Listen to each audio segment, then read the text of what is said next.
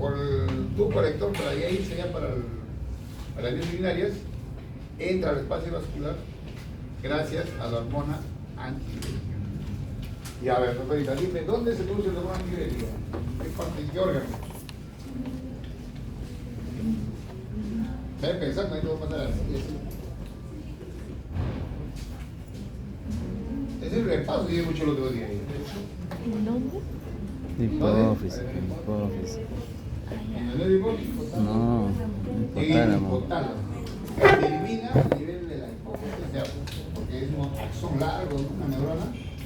Está bien que diga el hipófisis porque también podría pensar. Entonces se produce en el hipotálamo, pero se libera a nivel de la neurohipófisis. Muy bien. Entonces, no te olvides, eso hemos hecho ya. Entonces, estas hormonas antidiuréticas tienen sus receptores. ¿Y dónde se encuentran los receptores? A ver, señor Antonio.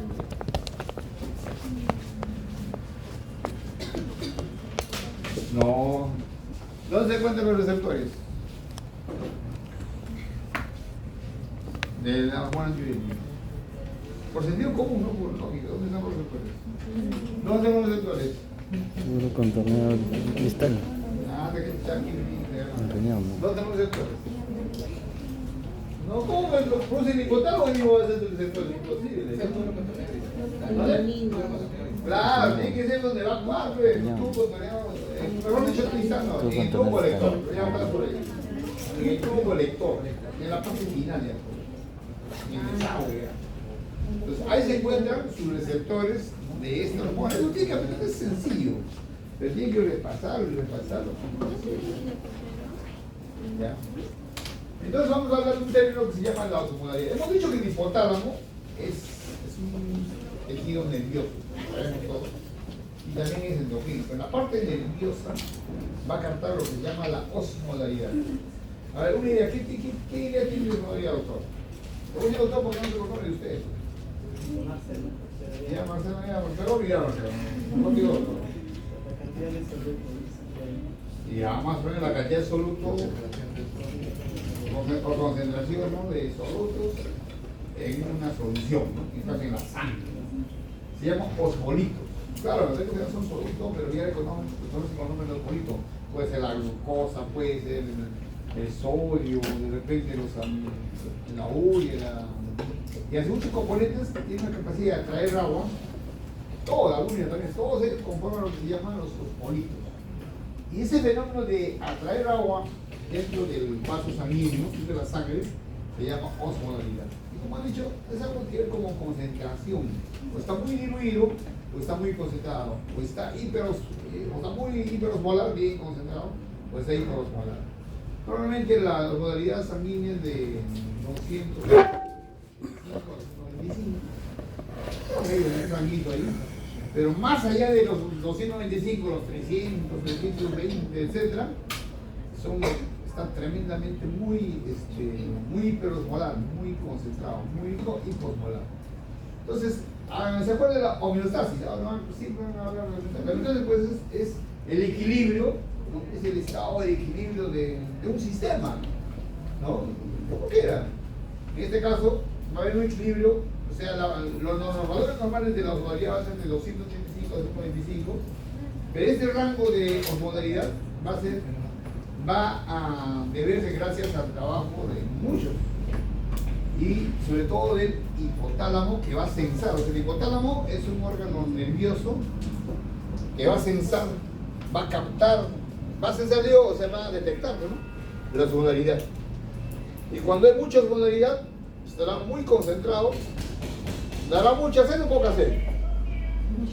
Mucha sed. Está bien concentrado la sangre, bien, hay más soluto que solvente, entonces va a dar bastante sed.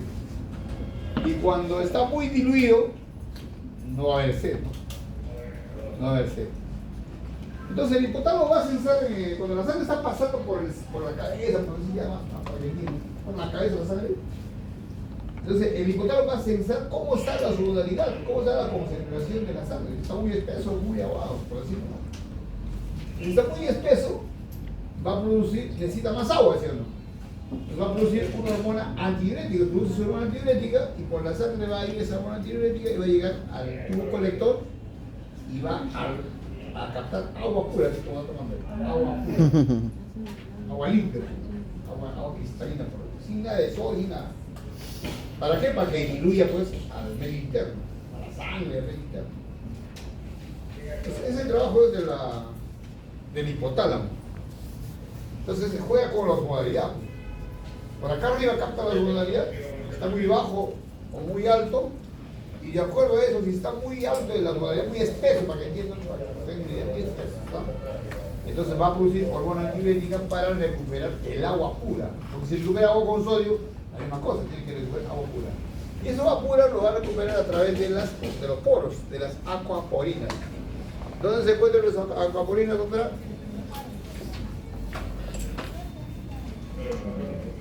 En el tubo colector, pues, en el tubo colector. Ahí se encuentran los receptores que van a activar la aquaporina para la recuperación de agua pura, agua libre, se dice, ¿no? Entonces, por eso es el nombre de hormona antidiurética. Porque si va a recuperar agua, quiere decir que la orina que estaba saliendo campantemente ya para rebotar, va a recuperar. Entonces, antidiuresis. Es antidiuresis, pues, ¿no? Antidiurética. De tal manera que la persona que tiene mucha hormona antidiurética, el que tiene mucha hormona antidiurética, ¿va a orinar mucho o va a orinar poco? Poco con antidiuresis. Y el que tiene, a ver acá, a ver. Me voy a preguntar, no, mucho cuidado. Si una persona tiene poca hormona antidiurética, ¿va a orinar mucho o orina poco? ¿Ah? Mucho. A ese mucho se llama poliuria. Vayan aprendiendo, ¿ah? Poliuria, porque todas las puertas clínicas y ciencia básica. No es la ciencia básica, pero un poquito de clínica voy a combinar para que se entienda. Entonces orina bastante, por así. Normalmente les he dicho cuando en el nefro hemos dicho que orina 2 litros máximo. Pero si orinan 5 litros, 4 litros, 5 litros, 6 litros por día, por balde, ¿no? Nadie orina por balde, nadie orina. A lo mejor tiene una botellita, una botella de litro y medio, 1 litro y medio, 2 litros, esa botella lo orinaron bastante, y eso que da bastante agua. Pero ¿quién orina 3 de esos botellones? Nadie, pues, ¿no? Entonces, ¿quiénes los enfermos? Entonces, hay una enfermedad que se llama, por ejemplo, la diabetes insípida. Diabetes insípida quiere decir, ¿cómo ve la orina? ¿Va a ser dulce o va a ser insípida? Insípida, ¿no? Si usted prueba la orina de ese paciente, ¿ya? Es sin azúcar, es insípido, no es dulce. Entonces, pero ¿cuál es la fisiopatología? ¿Por qué? ¿Por qué es dulce eso? Porque su hipotálamo, a través de un neurohipoide, va a liberar poca cantidad de hormona antidiurética. Como tiene poca secreción de hormona antidiurética o deficiencia de hormona antidiurética, va a orinar, lo va a perder, pues. No va a tener antidiuresis, va a tener mucha diuresis. Pues va a orinar por balde. Muy parecido al paciente que tiene diabetes. El paciente que tiene diabetes también es diabético, se come bastante azúcar. Y después que el azúcar tiene que ir por la orina. La orina te orina por balde, también ellos lo saben, por balde de orina, pero la orina es dulce. Esa es la diferencia entre la diabetes mellitus abierta, y la diabetes insípida, que no es dulce. Entonces, ¿por qué es dulce la diabetes insípida? Porque el hipotálamo no produce produce poca cantidad de hormona antidiurética. En cambio, hay otra enfermedad que se llama la hipersecreción de hormona antidiurética. Hipersecreción, hay otra enfermedad, ¿verdad? Un golpe por acá, un traumatismo, un ACV, lo que sea. El paciente produce mucha cantidad de. ¿Ahorita? Ahí estamos, ahorita. Sí. No, técnica aquí, ¿no? ¿Lo puedo dejar ahí, no? ¿O no? Y ahí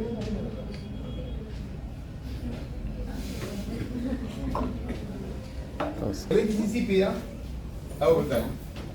para que se acuerden, la diabetes, hace como 1000 años atrás, han creado ese nombrecito llamado diabetes. ¿Por qué? Porque la gente orinaba por balde. Y le pusieron el nombre de mellitus porque era dulce la orina. Entonces, ¿qué cosa es diabetes? Es la poliuria, orinar por balde, grandes cantidades. Entonces, Bueno, uno dice, ese es por diabetes mellitus, ¿no? Porque es diabético. Pero si no es diabético, la otra para ustedes es diabetes insípida. ¿Por qué diabetes insípida? Ya, no tiene, la orina no tiene dulce. ¿Pero por qué se da la orina sin dulce? ¿Por qué se produce mucha orina sin dulce? ¿Por qué? Baja deficiencia, va la redundancia. Hay una deficiencia de la producción de hormona antidiurética. Es clarito para todos. La diabetes insípida ya se da por la poca cantidad de hormona antidiurética. Y listo. Ahí está, ya entonces ya entienden, ¿no? Claro, pero hacemos con la diabetes mellitus para recordar nada más. Pero la diabetes insípida es cuando hay poca función de hormona antidiurética. Y su contrincante, o sea, su opuesto de la diabetes insípida es el síndrome de hipersecreción de hormona antidiurética. Quiere decir que hay mucha secreción de hormona antidiurética. Esto ya. Y cuando hay mucha secreción de hormona antidiurética, ¿cómo se ve la orina? Poquito o bastante, así me acuerdo. Poco. Cuando es poco es bien concentrado. Y cuando es mucho es diluido. Eso tienen que practicar y pensar porque eso va a practicar siempre. Miren, si no patologías, ¿no? Una es la diabetes insípida, una orina abundante diluida. Y la otra al revés, al opuesto es el síndrome de hipersecreción de hormona antidiurética, porque la orina es poquita, ¿no? Y bien concentrada. ¿Y por qué? Porque hay mucho síndrome de hipersecreción de hormona antidiurética. Eso le van a enseñar y le van a preguntar siempre. Y están los pacientes en el hospital de esas dos enfermedades. Muy bien. Bueno, entonces con eso vamos a recordar lo que decía en el video. Continuamos. Arterias que son vasoconstreñidas, aumento de resistencia. La otra parte de la función de la hormona antidiurética va a su nombre, se llama hormona antidiurética o vasopresina. ¿Qué produce? Vasoconstricción en todo el cuerpo. Y al producir vasoconstricción, aumenta la presión arterial. Al aumentar la antidiuresis, aumenta el volumen, o sea, al final de cuentas, la hormona antidiurética produce aumento de la presión arterial. Ya sea por el vasoconstricción o por recuperar mucho agua, ¿no? Muy bien. Podríamos representar, como yo suelo hacer, disminución del diámetro de esas arterias. Y esto, por supuesto, también conduce a un aumento de la presión arterial. Así que, por un motivo u otro, la presencia de ADH nos lleva a aumento de la presión arterial. ¿Cuándo vamos a liberar esta hormona y, bueno, dónde se libera? Esta hormona es secretada por el hipotálamo. ¿Vale? Y muy importante, ¿en qué situaciones el hipotálamo está liberando ADH? Bueno, especificar que el hipotálamo realmente sintetiza el ADH y esas neuronas del hipotálamo vierten la ADH en la neurohipófisis, ¿vale? Entonces, bueno, cuando lo digo así para sintetizar, digo que lo libera el hipotálamo, pero en realidad el hipotálamo la fabrica y la neurohipófisis la libera a la sangre. Bueno, pues el hipotálamo va a liberar ADH bajo 4 situaciones principalmente, que tienen que ver con los efectos que conlleva. Por un lado, cuando haya un aumento de la osmolaridad, que esto va a ser detectado, como ya imaginaréis, por los osmoreceptores. Esos osmoreceptores están además en el mismo hipotálamo. ¿En qué situaciones va a aumentar la osmolaridad del medio interno? Pues en aquellas en las que tengamos una ingesta de alimentos con mucha sal, bebidas o comidas que aumenten esa cantidad de sal. Pero también va a ser en situaciones de pérdida de agua, de pérdida principalmente de agua, como ocurre por ejemplo con la sudoración. El sudor es hiposmótico con respecto al medio interno, perdemos más agua. Claro, cuando uno suda casi, o sea, uno piensa que suda agua con sal, ¿no? Es saladito. Pero la sangre sí es bien salado, el sudor es casi nada de salado. Por eso dices hiposmótico, o sea, es bien poco concentrado. Entonces, sudar demasiado hace que la persona pierde casi agua libre, agua pura. Entonces, ¿qué va a hacer el medio interno? Se va a concentrar, va a aumentar la osmolaridad. Captado por los receptores en el hipotálamo y va a producir la hormona antidiurética. Que sal, digamos, o sea, perdemos un agua con baja concentración de sales. Entonces esto va a aumentar la osmolaridad de nuestro medio interno. Pero también sucede eso en una situación en la que no hay ingesta de agua, simplemente por ausencia en la ingesta de agua, Como estamos perdiendo agua constantemente por la respiración, por la transpiración de la piel, pues esto nos llevaría a un aumento de osmolaridad. Entonces, en todas estas situaciones se activarían los osmoreceptores que dirían al hipotálamo que liberase ADH. También vamos a tener esta liberación en una situación de baja volemia. ¿Cuándo va a bajar la volemia? Pues la volemia va a bajar en situaciones de hemorragia, una hemorragia, perdemos volumen, pero también una diarrea, por ejemplo, en una diarrea estamos perdiendo también líquido, o de nuevo en la sudoración. La diferencia entre perder líquido con la diarrea o en una sudoración es que la diarrea sí que es isosmótica, perdemos un agua con la misma concentración. Mira esa palabrita hiperosmótica, quiere decir que esa solución es bien concentrada. Isoosmótica, que la concentración es igual al del plasma. Hiposmótica es poco concentrada. Esa palabrita hay que también ir aprendiendo. Bueno, entonces hemos visto una causa que se produce hormona antidiurética es cuando aumenta la osmolaridad, ya lo explicó. Y la otra es cuando baja el volumen sanguíneo.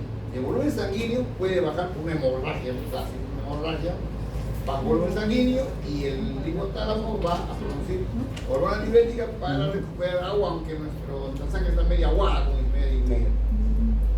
Otra forma que baja el volumen sanguíneo es cuando hay diarreas masivas, tipo la enfermedad de cólera o hay una diarrea enterotoxigénica.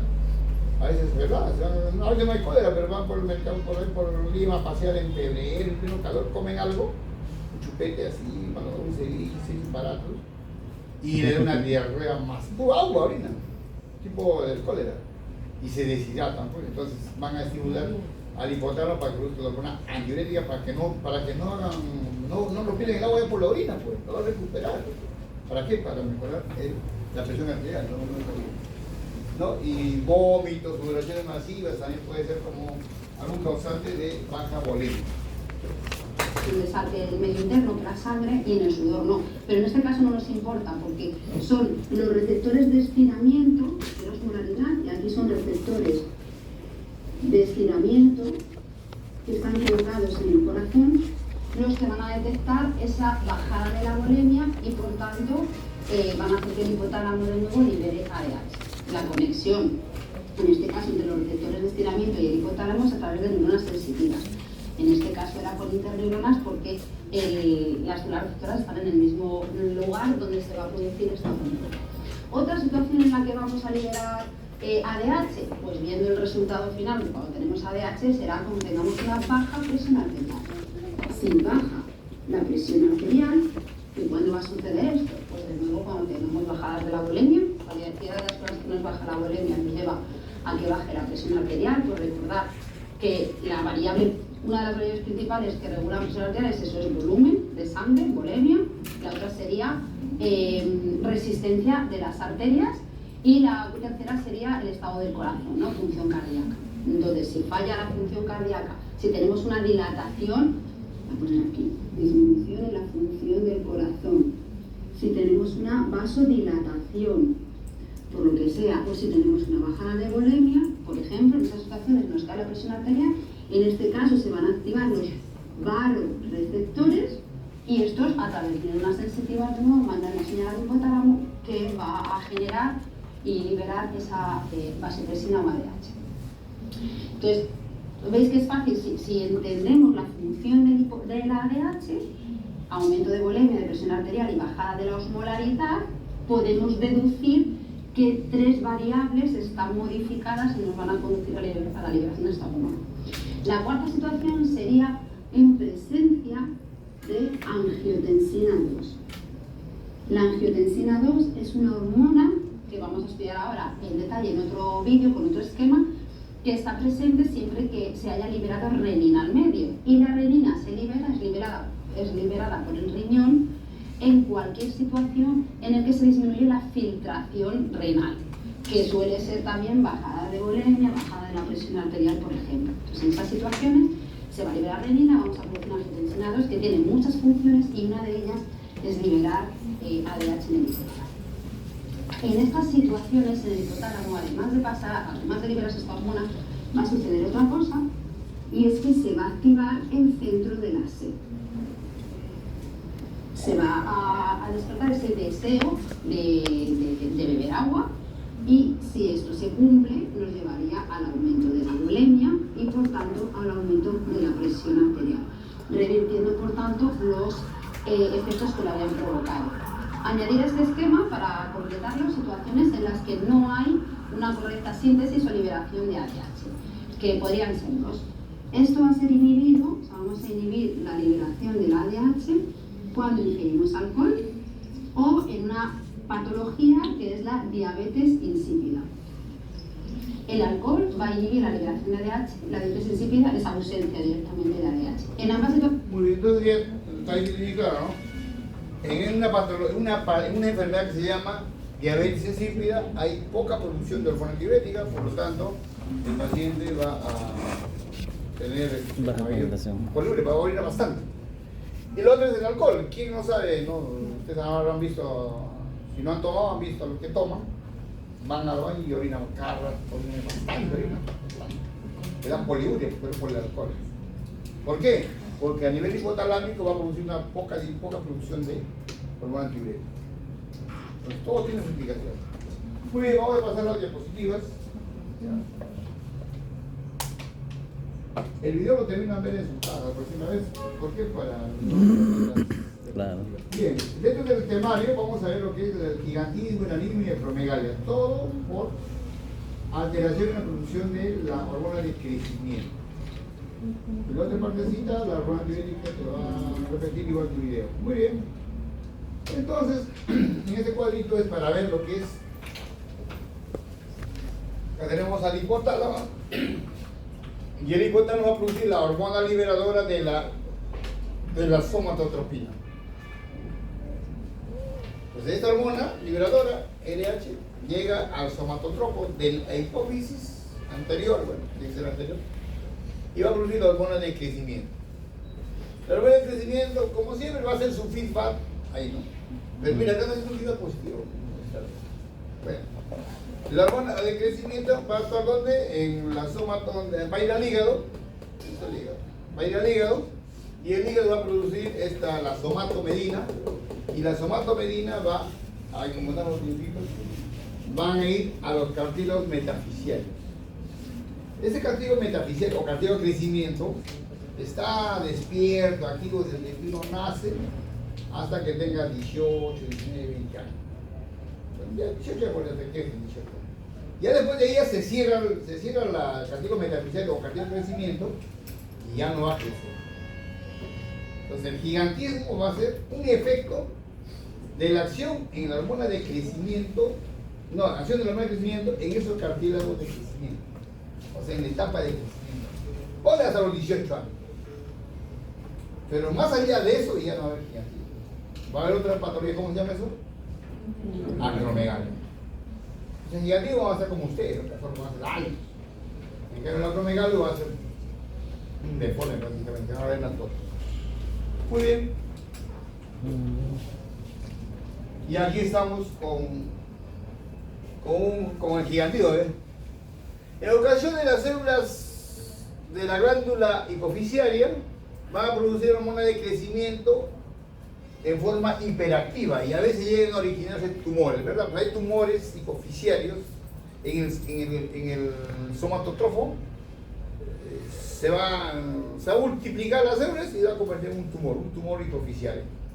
Y ese tumor hipofisiario de manera autónoma va a producir gran cantidad, incontrolablemente, gran cantidad de hormona de crecimiento. Y aquí está. Y la hormona de crecimiento lo que va a hacer para los cartílagos metafisiarios de acá de esta señorita, ella está alta, pues ya se quedó ahí, no es alta, 25 años, pero hasta los 18 años, hay los cartílagos metafisiarios y le ha hecho crecer, se ha estirado. Pues ahorita esta señorita, señora, mide 2 metros y medio. ¿No? Pero no solamente hace crecer al cartílago de crecimiento, a todos los tejidos, ¿ah? Corazón, al pulmón, a los dedos del pie, de la mano, la cara, los huesos. Por eso que poco a poco ya se te puede la edad, pues, ¿no? ¿Ya? Pero en este caso lo que más impacta mientras todavía está en crecimiento ha impactado la talla. Mira, ella es su mamá, ¿ven? Su mamá y mira, el doble casi, la que se encuentra.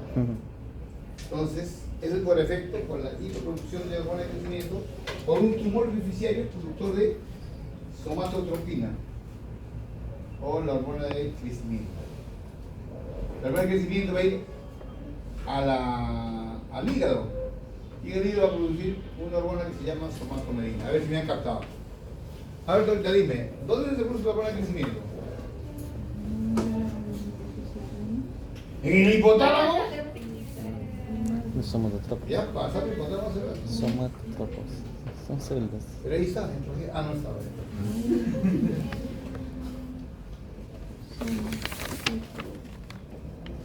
¿Dónde?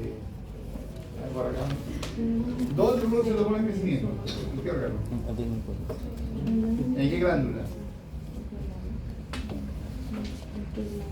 ¿Dónde? ¿Dónde? ¿Páncreas? ¿Cómo? Pues ni siquiera no sé por qué si el páncreas no tiene ni uno de esos. En la hipófisis, en el somatotropo de la hipófisis. ¿En la de la hipófisis o en la neurohipófisis? En la de la hipófisis. La neuro ya pasado. Ya no sé. Estamos ahorita fresquito. Entonces, ¿cómo pudiera avanzar? Yo pienso que está avanzando, pero no. Es bueno que pregunte. Muy bien. Entonces, ¿dónde se produce el hormona de crecimiento? ¿Dónde? En la adenohipófisis. Muy bien. Ahora, la hormona de crecimiento se produce en la adenohipófisis. ¿Y dónde va a actuar? ¿A dónde va esa hormona de crecimiento? Al hueso dice, no, directamente al hueso no habla. Directamente no, pero va a una glándula grandota que está en el abdomen. Al hígado. Y el hígado produce una hormona que se llama somatomedina. ¿Y la somatomedina va a ir dónde? Ahora sí. ¿A dónde va? No, va a los huesos, al cartílago de crecimiento. Y por eso va a crecer. Mira que ahorita vos tiene que ser. Yo paso y me estaban comprendiendo. Bueno, ahora vamos a ver. Porque lo importante es que aprenda, no importa que me devoro. Y a ver, ¿qué estás chateando? ¿Dónde produce la hormona de crecimiento? ¿En qué glándula? En la adenohipófisis, muy bien. ¿Y de ahí a dónde va? ¿Dónde actúa? ¿Cómo dijo? En el hígado. ¿Qué produce el hígado? ¿Qué hormona? Somatomedina. ¿Y la hormona somatomedina dónde actúa? En los huesos, ya en el cartílago de crecimiento. No el hueso, pero en el cartílago de crecimiento. Ya más tienes una idea. Entonces eso tienen que aprenderse y aprenderse. ¿Ya? Muy bien, entonces, por eso he dicho de que antes que tenga 18 años, a esta niña que era, esta mujer, antes era niña, le ha actuado mucha hormona de crecimiento en su cartílago de crecimiento para la redundancia, ¿no? Pero esa hormona de crecimiento no es indefensa, sino ha pasado por el hígado, ¿no? Actuó en el hígado y el hígado producido una hormona que se llama la somatomedina. Entonces, bueno, en una clase en la noche tiene que repasar el tema, porque si no se va a olvidar, mira, si ahorita no me lo pregunto. Ya. Entonces, de ordinario las personas con gigantismo sufren bueno, acá dice hiperglicemia. Y célula beta de dislosia. Bueno, la cosa es de que esos pacientes con gigantismo y los acromegálicos, ¿ya? Se caracterizan porque tienen un tumor hipoficial. Un tumor hipoficial productor de somatotropina. Y el otro día les dije, hay hormonas que producen hiperglicemia. ¿Ya? Hiperglicemia. Ahí está tu compañero está durmiendo. Despierta, ¿cuál es lo mismo? ¿Cuáles son las hormonas que producen hiperglicemia? Hay como 5 hormonas. ¿Cuáles? Se llaman hormonas contrarreguladoras. ¿Cuáles son las 5 hormonas hiperglicemiantes?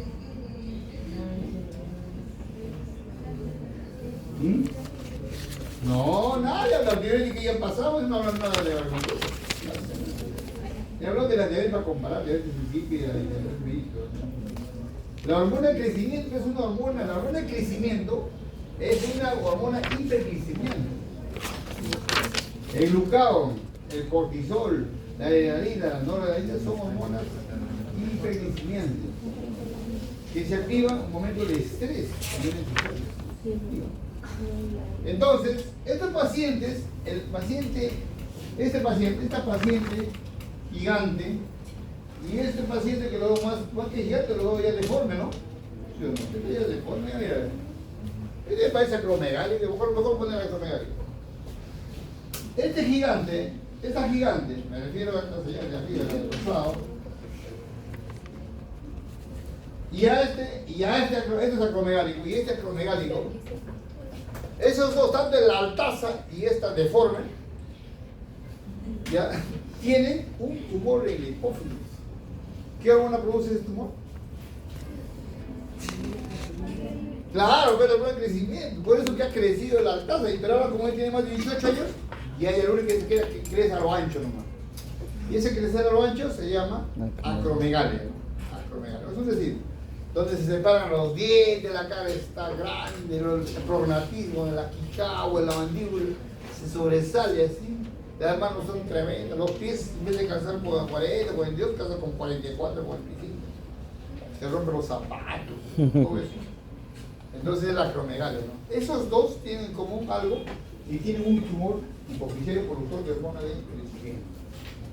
Volvamos acá. Entonces, ¿qué dice acá? De ordinario dice, las personas con gigantismo sufren de hiperglicemia. ¿Por qué hiperglicemia?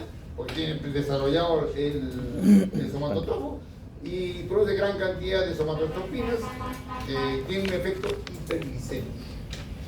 Y la célula beta de los islotes de Langerhans, del páncreas, dice, van a comenzar a degenerar, ¿no? Al final de cuentas, cuando hay hiperglicemia,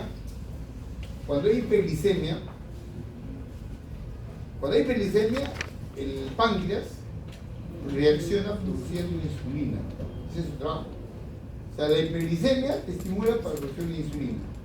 Entonces, si ustedes se acostumbran a comer sus kilos de caramelos, sus kilos de chocolates, sus galletas, gaseosas, ¿qué va a hacer ese cuerpo? Va a producir hiperglicemia, pero no. Entonces, ¿qué va a suceder en su páncreas? Las células beta van a trabajar para producir insulina. ¿Hasta qué?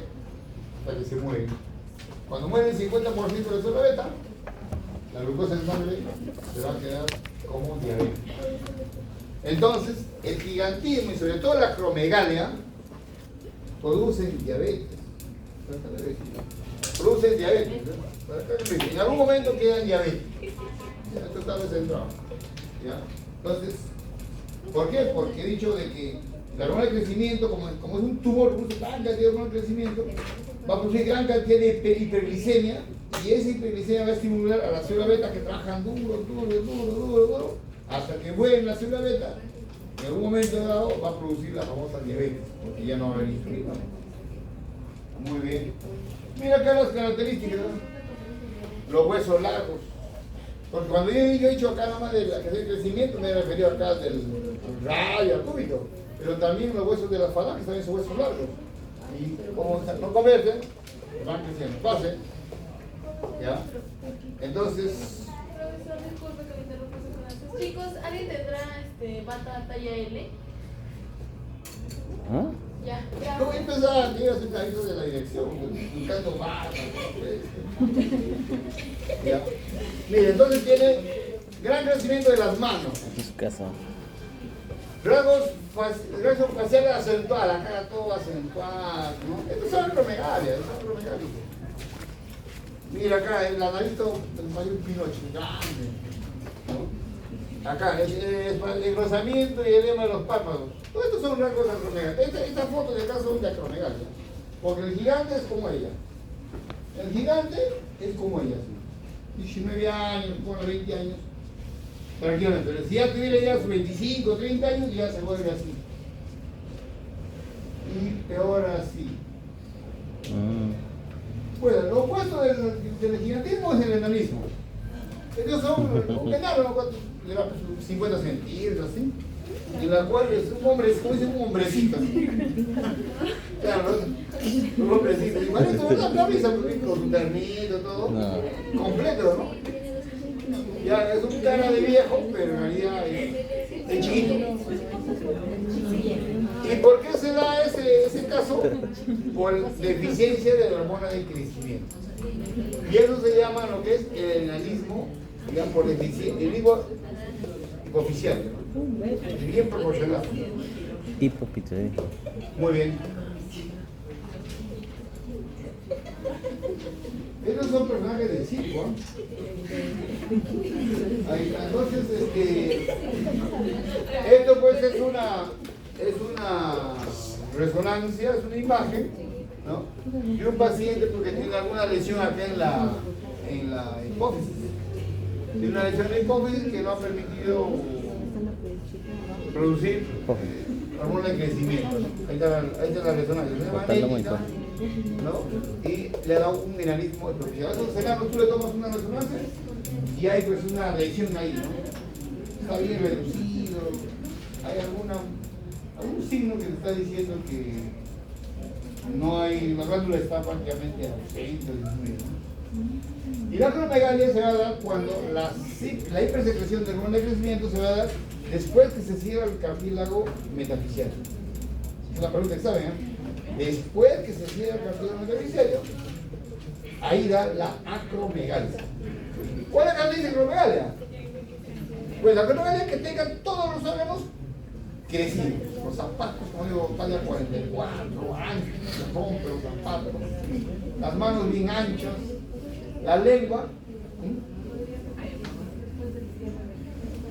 Después del cierre del cartílago metafisial o cartílago de crecimiento. Eso se cierra más o menos a los 18 años.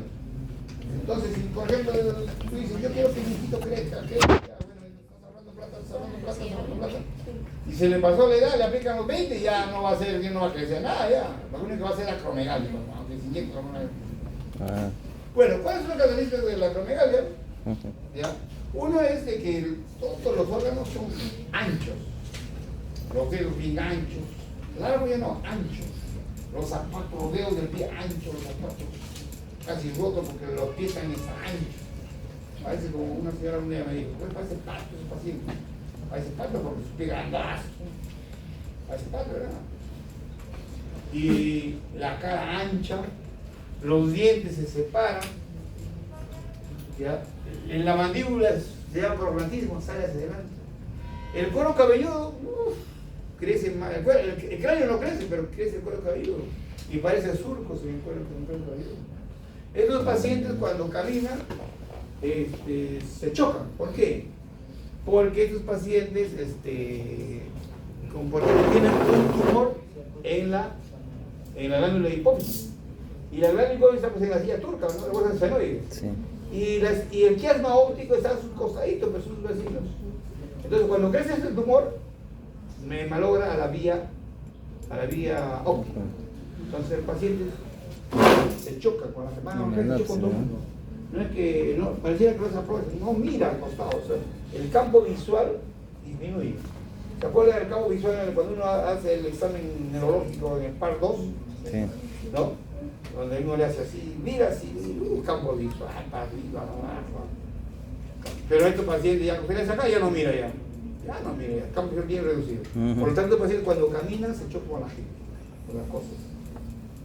Tiene problema de campo visual. Tiene dolor de cabeza, tiene diabetes, ¿por qué? Porque tiene un tumor que está produciendo hormona de crecimiento, que son hormonas hiperglicemiantes. ¿Ya? Y en la cantidad de estos pacientes viven poco, tanto el gigante como el acromegalia viven pocos años, ¿no? ¿Ya? Esos gigantes, esos margaritos, gigantes de televisión, sabiendo que han visto en estas fotos, no pasan los 40 años. Ya cuando ellos mueren, mueren porque por trastornos metabólicos, ¿no? Sobre todo por eso, por diabetes, complicaciones, también por problemas tumorales también, ya mueren. No viven así uno dijera, lo bajo viven 90, no pasan los 30, 40 jóvenes, mueren jóvenes, ¿verdad? De una manera un poco preocupante. Los acromegalios es igualito. Habrá unos que otros que han visto en televisión, ¿no? Pero son pocos, pues la mayoría de ellos pueden ya por la diabetes, porque ellos tienen mucha producción de hormona de crecimiento con diabetes. Muy bien, acá igualito, deforme, la cara ancha, la mandíbula hacia adelante se llama prognatismo. Y La segunda parte, vamos a hablar sobre la hormona antidiurética, ya hemos visto, producir pues en el núcleo supraóptico y paraventricular sobre todo en el núcleo supraóptico, pregunta examen. Se forma principalmente en el núcleo supraóptico. En el hipotálamo hay dos núcleos, el supraóptico y el paraventricular. Los dos producen hormona antidiurética y oxitocina.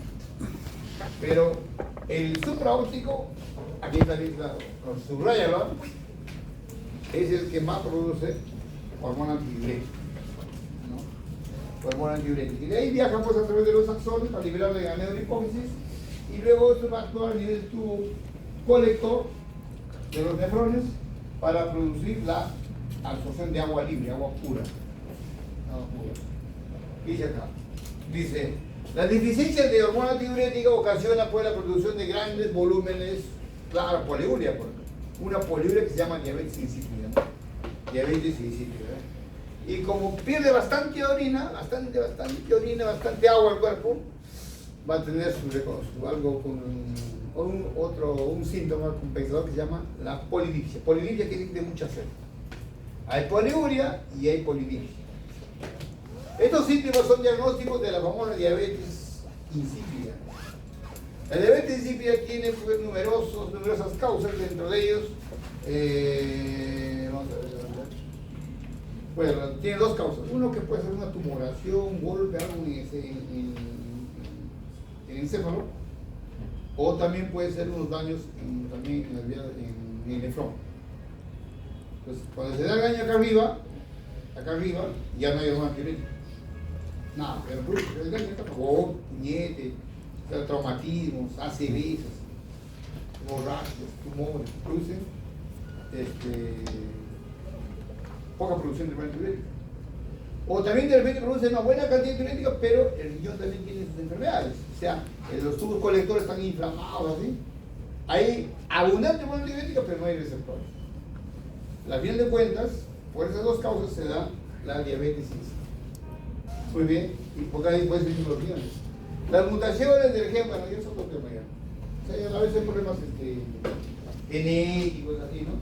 Pero lo que vale es la idea, cuando hay alguna lesión en el encéfalo, un ACV, un traumatismo, un tumor, algo, va a haber poca cantidad de hormona antidiurética. O también hay una cantidad normal, pero a nivel de los riñones, como acá dice, a nivel de los riñones, o sea, a nivel de los tubos colectores, ahora está inflamado o algo, los receptores no van a captar a las hormonas antidiuréticas que vienen, por lo tanto va a haber una enfermedad que se llama diabetes insípida. Entonces la diabetes insípida tiene dos formas, ¿no? Uno que no produce la hormona antidiurética, o si no, produce pero no actúa a nivel del tubo colector, o sea, a nivel de no hay receptores para esa hormona antidiurética. ¿Está? No lo vayan a preguntar, por eso se le llaman diabetes insípida nefrógena cuando el problema es a nivel del tubo colector. Muy bien, entonces no va a haber un caso clínico así, o en la práctica, así, ya saben, la diabetes insípida ya está dando vueltas a ese nombrecito, es por deficiencia de la producción de hormona antidiurética. Bueno, este es un tubo colector. Entonces viene la hormona antidiurética, esta es la luz tubular y esta es la sangre. Viene la hormona antidiurética y va a actuar sobre sus receptores. Y después de una reacción, lo que va a hacer es, ahí está la papolina, va a hacer que el agua se va a absorber desde el espacio luminal o urinario hacia el espacio vascular. Es su trabajo. Pero mira, están los receptores, ¿eh? Los receptores. Inclusive ahora en el mercado hay fármacos que bloquean actividades. Que bloquean, hay de todo. Cuando hay mucha secreción de antibiótica, hay bloqueadores para eso. Bloquea el receptor B2. ¿Dónde se encuentra? En el tubo colector. Esta es una célula del tubo colector. Esta es una papolina, ¿no? ¿Qué va a hacer la papolina? Lo que va a hacer es recuperar agua desde el espacio vascular, no, del espacio luminal hacia el espacio vascular.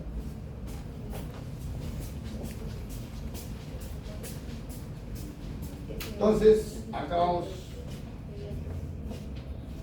Entonces, un volumen sanguíneo y una presión arterial bajo estimula pues la secreción de hormona antidiurética, ¿no? Ya hemos visto el video, ¿no?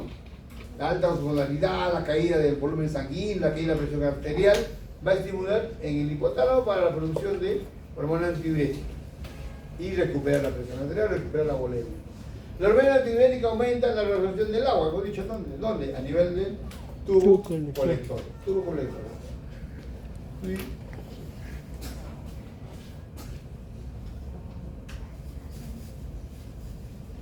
Nada más, esto es para ver acá, por ejemplo, la osmolaridad plasmática, 260 bien bajito, 270 un poquito bajito ahí, un poco bajo ahí, 280 ya menos bajo, y acá está ya 285 a 295 es lo normal.